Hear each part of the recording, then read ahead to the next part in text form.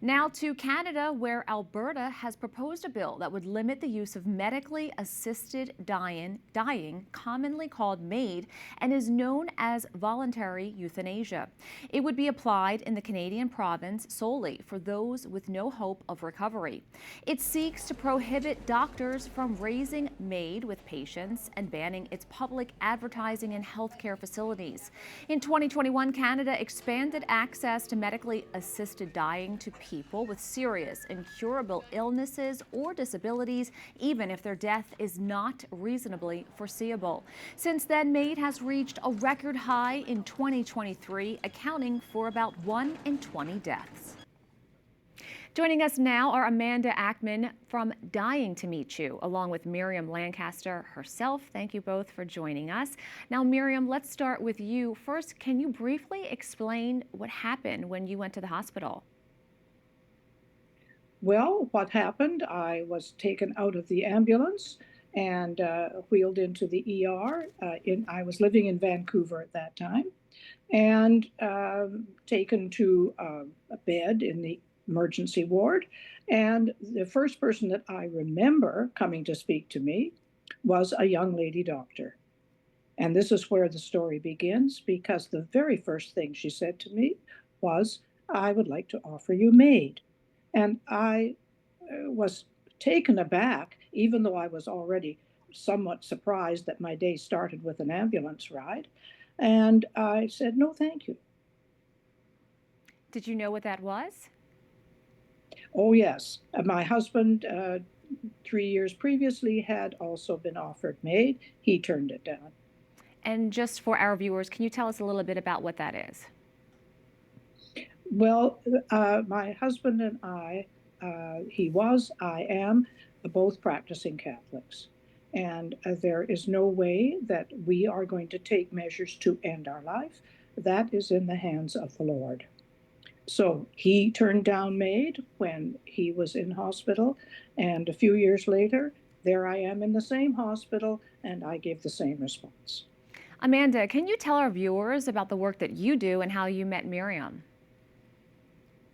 Yes, so medical assistance in dying is the term for MAID, or euthanasia and assisted suicide in Canada.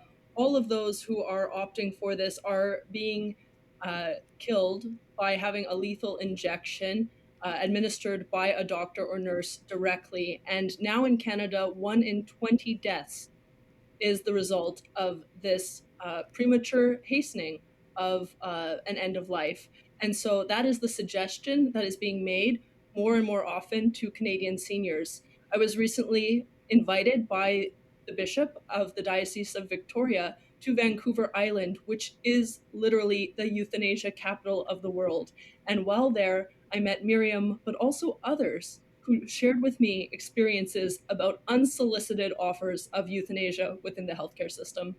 Miriam, what crossed your mind when you were offered this, and did you anticipate that you would be asked this question? I was certainly taken aback. And there were so many other things on my mind. First of all, what am I doing in an emergency ward? I've got things to do. And yesterday I was feeling fine. I get out of bed this morning and suddenly I am not feeling fine. I am in horrendous pain. So I need to know what's causing the pain. Let's not talk about end of life, please. And can you tell us what you went on to do in your life since then?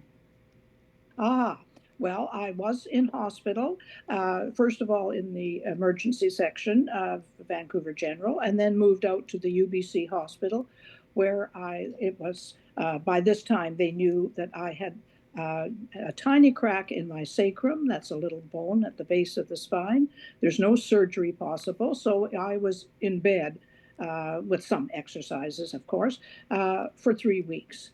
When I got home, I thought, oh, I've been given a second chance here. I am going to make the most of whatever time is left. And so my daughter and I enjoy traveling. Off we went to Cuba in the fall when things were still okay then in that country. And then in the spring, she and I went to Mexico and Guatemala. And I went on horseback. I think you will see the front page of the National Post in the Saturday edition shows a picture of me, and that is not artificial. That's me really riding horseback on a volcano. Really incredible what you got to experience. Of course, the gift of life, and you traveled with your daughter. Amanda, can you just talk a little bit about others that you have come across that have similar stories to Miriam's? Yes, while I was on Vancouver Island, I met a woman named Muriel who shared her story about having had euthanasia brought up by her family doctor, by a cancer specialist, and even by the funeral home.